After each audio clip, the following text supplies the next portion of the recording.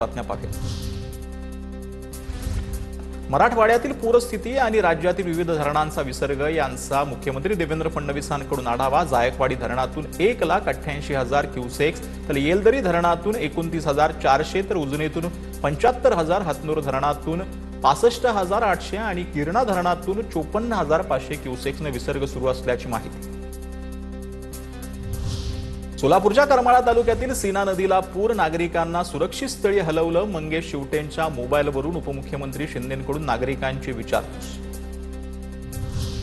अतिवृष्टीमुळे नागपुरातील कळंबेश्वरमध्ये संत्रा बागांचं मोठं नुकसान। नागपुरातील नुकसानीची बावनकुळेंकडून पाहणी।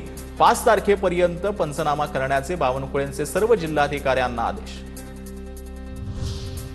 कोणताही शेतकरी पंचनाम्यापासून सुटू नये अशा सूचना। सरकार शेतकऱ्यांना मदत करण्याच्या भूमिकेत चंद्रशेखर बावनकुळे यांची प्रतिक्रिया। प्रत्येक घराचा शेतीचा पंचनामा वेगळा करावा लागतो, बावनकुळे यांचं वक्तव्य। अजित पवारांची उद्याची आमदारांसोबतची आढावा बैठक रद्द। आमदारांनी आपापल्या नुकसानग्रस्त भागात जाऊन मदत करावी, अजित पवारांच्या सूचना। मुंबईतील श्री सिद्धिविनायक मंदिर न्यासाकडून पूरग्रस्तांना मदत। पूरग्रस्तांसाठी मुख्यमंत्री सहायता निधीला न्यासाकडून 10 कोटींची मदत। न्यासाचे कोषाध्यक्ष आचार्य पवन त्रिपाठींची घोषणा।